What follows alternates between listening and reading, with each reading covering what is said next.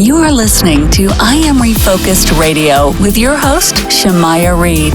This show is designed to inspire you to live your purpose and regain your focus. And now, here's your host, Shamaya Reed. Welcome back to I Am Refocused Radio. Once again, we are here today, and today we have another show lined up for y'all. Today, we're going to be talking to Tom Vanderwell.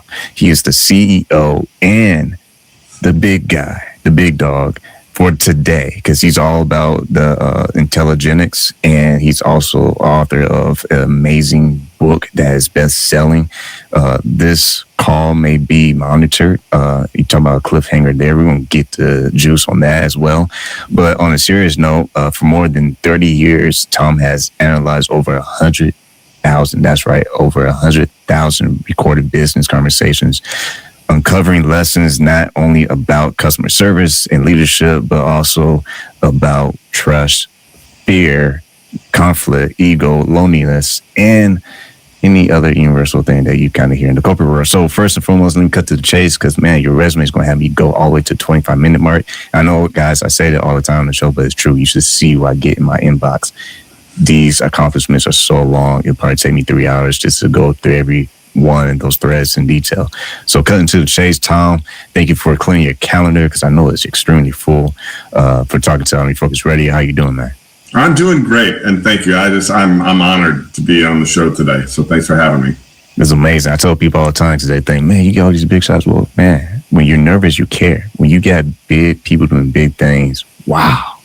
Thank you for taking time to talk to our audience, because you know a thing or two about business and about selling books. So kind of tell us what inspired you to take the path that you took professionally. Oh my gosh, it was not something that I wanted to do. In fact, business was the last thing I wanted to get into. I thought I was going to get into ministry, and I thought I was going to be a pastor. And I actually tried to go down that road, and I ended up, that was just a big closed door. And then I ended up being offered this really strange job. It's 1994. And the whole idea of call monitoring, your call may be monitored for quality and training, like everyone hears that today.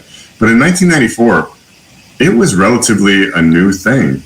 And so I was hired by this company and told, well, this is what you're going to do. And I mean, I was kind of a pioneer. Nobody was doing it. And literally, the first client I had, we were like, I literally was like pushing a phone cord into a phone jack, analog phone jack, and into a cassette recorder, waiting for the customer service rep to answer the phone, and then hitting the record button and recording it on a cassette tape.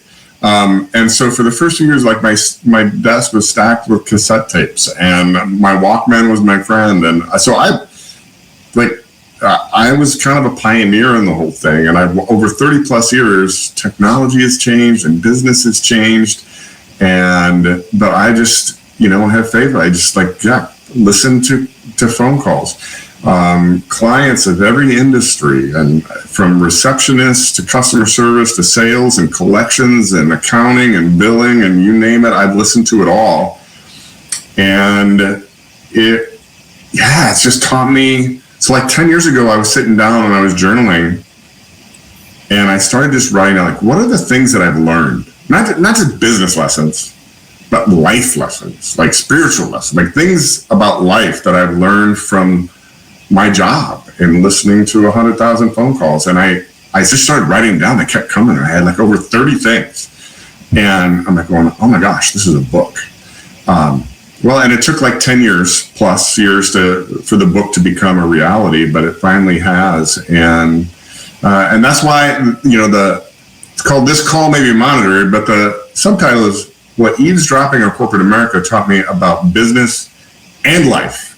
And this isn't just about business. It's about life. It's about relationships. It's about marriage and parenting and being a good human being, because that's really what I've learned. When you think about and reflect on the 100,000 interactions, I mean, that's a lot of stuff to listen to, but you did it. So, man, no wonder you have to be a bestseller. I mean, people want to know all the details of your secret sauce. So when you think about having that type of experience and paying attention to detail, that takes a lot of commitment. And also you learn something about human nature Was there anything that surprised you? Yeah. And so here's one of the life lessons that comes out of that, and I know that on your podcast, you've interviewed amazing people. You've had professional athletes, and I actually talk about that in my book.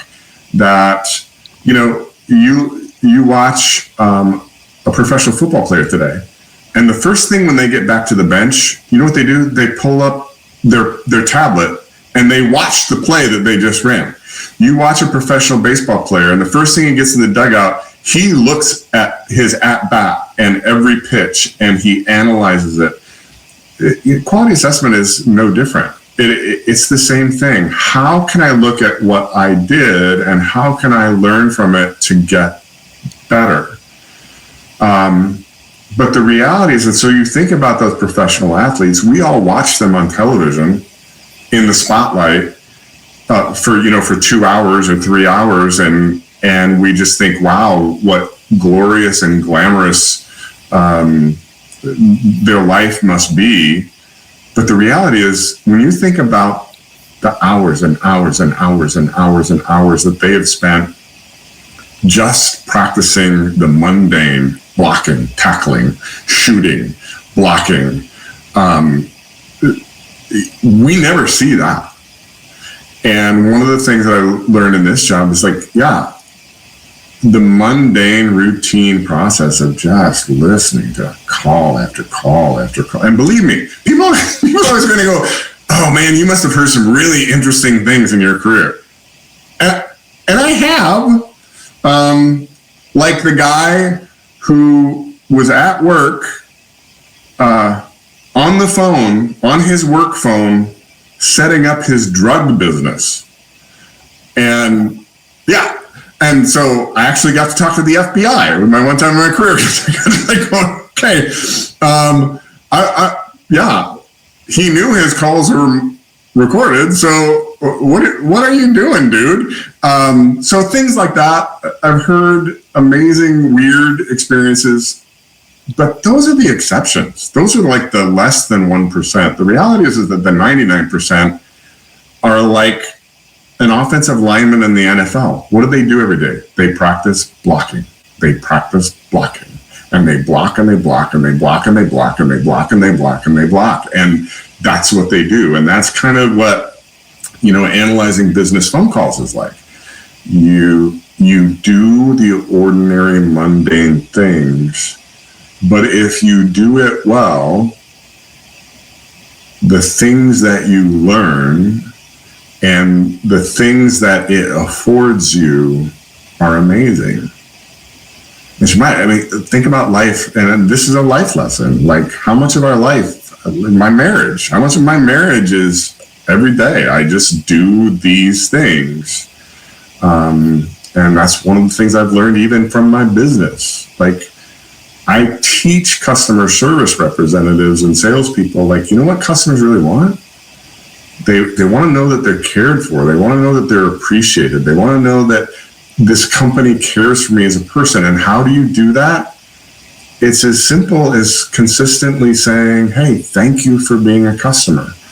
And as I'm training my clients on this, like every call, just say, hey, could I get your information, please? Thank you. Thank you for being a customer.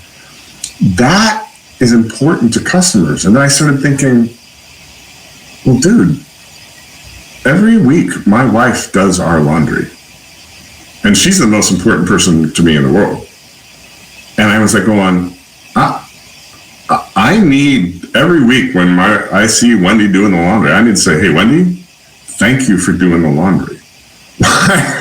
Because I want you to know that you matter to me, and I want you to know that I'm grateful for our relationship. And that made my marriage better. And there's just a million things that I've learned in the process of just figuring out the blocking and tackling of business.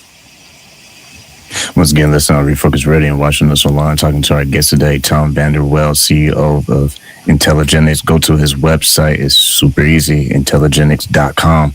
My next question is, when you think of some of the conversations you heard, what separates a productive conversation from one that quickly escalates into a defensive or hostile conversation? Oh, yeah, no, that's a great question. And in my book, I talk about what I call the holy trinity of customer satisfaction. There are every customer base, every industry has nuances to what their customer base wants and what drives their satisfaction. There are always little nuances, but in general, there are three universals because they're human universals. And they are, in order, number one, I want my issue resolved. I want my question answered. Number two, I want to know that you care. I want to feel appreciated. I want to know that you empathize with the fact that I've been inconvenienced, whatever. And then number three is respect my time. And so these three things are always there especially if you're in customer service. I mean, it's different if you're in sales and maybe some different pieces in the business communication. But if you're in customer service, the fact that this customer is calling you, you already know something has not gone right. They're calling you because there's a problem. There's a question. And number one, they want that issue or question resolved. But number two, they really want to know that you care. And so to your question, how do you make it productive? I always train our clients what I've come to call an empathy resolution statement. If you can right up front say, hey, look, I am so sorry that your package didn't arrive. And then I say immediately, what I can do, what I will do is ... And immediately the customer hears, oh my gosh, great, I've got somebody who cares. They just apologized for the problem. And now they're really focused on what they can and will do. And they're taking ownership for my issue. And they're telling me what they're going to do to get this resolved. That alone can immediately bring down a sense of escalation. The customer like, okay, good, I got somebody who's going to take care of me. It's a simple thing, but it makes such a huge difference. What I often hear in business is, thanks for calling Acme Anvils. This is Tom. How can I help you? Yeah, well, my anvil didn't arrive. Account number? 1, 2, 3, 4, 5, 6, 7, 8. Silence. I hear that all the time. And immediately the customer is like going, hello? Are you there? Hello? Are you there? Do you care? What are you doing? That's an immediate fail. And to your point, that's when customers like going, come on, what is going on? And if you immediately say, hey, sorry for the problem. I am going to pull this up. We're going to take a look at where it's at. And we're going to do everything we can to make sure we get your anvil to your door as quickly as possible. Boom. Customers like going, yes, I've got somebody who's taking care of me. It's a simple thing. I got to jump in here, man, because we all been customers, right? We all been the one that called. I mean, I've done that all the time. Will be an interesting idea. You let me know what you think about this. Instead of playing that crazy, boring music that makes you fall asleep, why won't they just run some like comedy club skit or something? Make the person laugh. So at least by the time you come back and have the information, we're in a better mood. What do you think? Yeah, well, absolutely. So now I'm going to go all the way back to a lot of people probably don't even remember, but back in the day, one of the big early computer companies was Gateway Computers. They were headquarters in Sioux Falls, South Dakota. And at the time, they were one of the biggest computer companies in the world. And I remember calling Gateway Computers And, you call in and all of a sudden you get the front end IVR kind of going, thanks for calling, press 1 for this, press 2 for this. And back in those days, some people actually still had rotary phones. And I remember when Gateway answered the phone, the first thing you heard was cows mooing in the background. And if you remember, their boxes had like these cow spots on it. I mean, that was their whole brand identity. So you hear these cows mooing, and you hear this like really nice lady kind of going, hey, thanks for calling Gateway. And it was just hilarious. It disengaged you. It made you laugh. And then when she got to go, hey, press 1 for sales, press 2 for service. And she's like going, and if you have a rotary phone, we love your sense of nostalgia. Just hang on to the phone. That whole thing was hilarious and entertaining to listen to. And it took what most people get aggravated by, it disengaged them and made them laugh. So by the time they actually did press a number and talk to an agent, they were not in a bad mood. They were actually kind of laughing. And so, yes, and not enough companies even pay attention to those things. What do you say? What do you hear when you're on hold? How do you engage the customer with technology from that moment you pick up the phone and they hear the IVR? Those are important touch points. It's funny, a quick story, and it's all about you, but I had to throw this quick story in there. As a customer, I remember one time I was calling in for a problem, and the person, man, they were on it. But I had to go through like 3 people just to get to the matchmaker of that nice, amazing human being that was on it. So I know the call's being monitored or recorded, same thing. And at the end, knowing that it's being recorded, I said, you know what? You helped me a lot. You just really made my day. And I know you probably get a lot of, customers who have their words that they want to say off their mind. But I know they're recording this, and you know what? They should double or triple your raise because you really made my day. And you have a great day. Do you know it? This person was so happy. They kept saying, thank you, thank you, thank you. And I said, you know what? No, thank you. You are the reason why I'm staying with this company XYZ. So I'm pretty sure that person probably got a promotion because I went all the way in to compliment their service. Absolutely. And, customer service. So, and the reason that I talk about the fact that, hey, this is about lessons about business and life is because essentially this customer service transaction or this business transaction is between 2 human beings. We're still human beings, and we still, we have things that we expect, that we want, but that customer service representative on the other end, I mean, I've coached thousands and thousands of customer service reps and salespeople over the years. They're human beings too. They have feelings too. They are just trying to do the best they can with what they have. And oftentimes they do end up getting the brunt of angry customers, frustrated customers. And for you to say, look, you made my day and I appreciate you and you made a difference and I'm going to stick with this company because of you. You could have just made somebody's entire month. And those things make a difference. You have an opportunity to make somebody's day as a customer. Remember, these are people. We tend to just think it's this disembodied voice that it's really easy to yell at. But this is an actual person getting paid to represent this company, and they're just doing the best they can, man.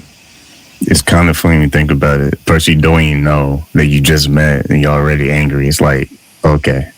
Because we all been there. We've been frustrated, and it's okay to be frustrated. But when the person on the other side is actually making an effort, like you, as a customer, I'm just saying as a PSA, like, go all in knowing that the call's being recorded. Make them look good and sound good because that person probably deserves to get an opportunity to go up the ladder. And that could be a very situation that they might monitor that recording and say, hey, this is going to be the new standard because look at, John Doe. He has an excellent example of how we treat customers, and we need to make that a blueprint. So as a PSA, if you get really good service over the phone, take some time to give them some compliments and feed that fire, because that might have a domino effect for how they take calls for the rest of the week. Absolutely right. And the sad thing about the story that you just told is that, like, you had to get to like the fourth person to find that person who really made the difference. And which is why call monitoring and quality assessment is so important, because it's just like that quarterback looking at the tablet on the bench, or the baseball player looking at it in the dugout. The reality is that every person that's talking on the phone that represents your company is winning or losing in that customer's mind. And so the powerful thing that QA brings is, if everyone is held, if the standard is communicated, this is the standard and this is what we expect, and we're going to monitor, and you're going to be able to review your calls, and we're going to help you consistently get that customer service batting average to this level, then you don't have to go through three people to get to that person. Everybody who answers the phone is got a high batting average, and there's just not enough businesses today that see the value of that investment.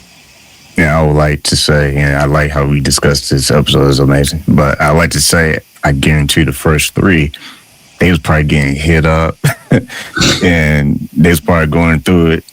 And by the time I came in as part of the 60th person, they was like, oh, here we go again. It's probably the same problem, the same speech, man. Let me pass them to the fourth guy.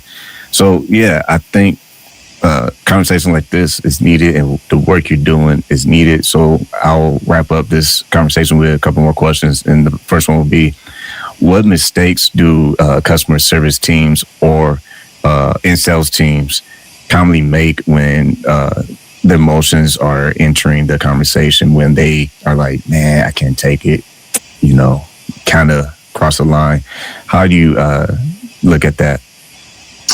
The most common things that I hear are just not, again, I'm just going to go back to the sports analogy. There are just some common blocking and tackling things, like filling the dead air, like taking ownership and saying, yeah, I'll be happy to help you with that. Like apologizing that, dude, sorry that happened. Here's what I'm going to do for you. These are not hard things to do. They're simple things to do. But too often, what I hear sales and customer service people do is they just kind of revert back to, just not caring and not even doing some of these simple basic things. And again, it's simple. And I always tell people, like, look, the reality is at the end of the day, you're a voice actor, man. You're being paid to perform for this customer. And there is a certain, you say certainly, all you got is your voice. All you got is the words you say and the voice and how you use it, which is basically an actor. And if you learn how to do that well, you not only are going to be great at your job, but you're going to have customers love you. And too often people just don't care. And so they sit back and just kind of do the least amount that they have to do in order to get the job done. And that's sad. Once again, let's not refocus radio and watching us online, talking to our guest today, Tom Vanderwell, CEO of Intelligenics. Go to his website, intelligenics.com. My last question, make this all for a circle. It's funny, like, I had this pre-planned, but it's like you've been reading my mind, and it's perfect. But when you think about the ability to listen, the ability to take ownership, and to take the bigger path, if you will, to apologize, how much is it just ego that interferes with the ability to do that versus lack of training? I think that there's probably an equal balance of both there. Too many companies don't train their people well, and that's sad. And again, I'm not putting that on. I'm putting that on management. I'm putting that on the executives. I'm putting on the people that should be making the investment. Because in today's world, especially with technology is taking care of all the easy questions. if you got a customer calling you on the phone, there's something wrong. There is something complex. There is something that has, the system has broken down, and you're already at a break it or make it situation with your customer. So these human beings that are taking these calls, they need to be on their game. They need to be well trained. They need to be well equipped. You need to take good care of them and make sure that they've got what they need to resolve these issues. And that's a management issue. That's not a representative issue. So that's number one. So training definitely is an issue. But does ego play a part of it as well? Yeah. One of the things that I really work with frontline representatives on is, and I hear it all the time, yeah, but Tom, you know, in my family, if you apologize, it meant that you were admitting that you did something wrong, and you know you're in big trouble with Dad, or whatever. And it's sort of like, well, wait a minute, time out. When you pick up that phone and you say, "Hey, thanks for calling Acme Handles," the customers don't think that they're talking to you and your family. They're calling this company, and you are the representative. That's your job title. And so you have to be able to separate yourself from your own personal, maybe biases or issues, and say, all right, as a representative, when I say, hey, I'm sorry your anvil didn't arrive on your porch, the customer isn't hearing that you personally did something wrong to make that not arrive. What they're hearing is that, oh, the company that I'm doing business with cares that something has not gone right. And if the representative can't make that distinction, then that's a problem. And so that's a training issue, really. Yeah, some good stuff, man. Might have to have you come back for part 2, man, because time is crazy flying off the wall here. Bring it on. I'm happy to come back. This is a great conversation. Yeah, because I feel like this was like a teaser preview of other stuff we can definitely talk about, because there's a lot of business talk and corporate talk, like people who want to work up the ladder. Like a lot of this applies not just to life, like you said, but just as you, the one in the mirror. Like it applies to you, like how you treat people, oh man, we gotta say that for later. So I'm gonna cut to the chase. We're talking to our guest today, Tom Vander Well, CEO of Intelligenics. Go to his website, intelligenics.com, and I am going to ask him politely to come back on the show, because I think we have much more that we can talk about. But before we go, I'll give you last word. If you have one more last thought for our listeners and viewers, what would that be? Yeah, absolutely. The book can be found on Amazon. This Call May Be Monitored. We'd love to have you pick it up there. You can also learn more about me at tomvanderwell.com. Got a blog and a podcast and other things that you can look at. And I don't know if you can tell this, but I love to talk. So, if you're looking for a speaker for a business convention or an event that you've got coming up, and what I'm talking about would resonate with your audience, man, I would love to talk to you. Awesome. Well, once again, listen on Refocused Radio and watching us online. Like we always say, thanks, Tom, for your time. Absolutely. Thanks for having me on. I look forward to the next conversation.